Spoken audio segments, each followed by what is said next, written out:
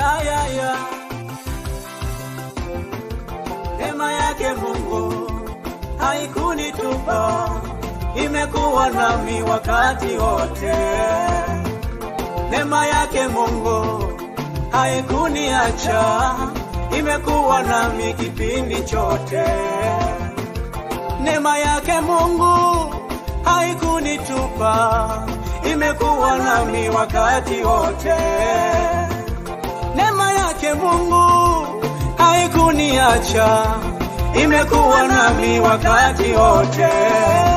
Nilianza mwaka salama na nimemaliza salama, nimeanza mwaka mwingine kwa neema yake Mungu. Nilianza mwaka salama.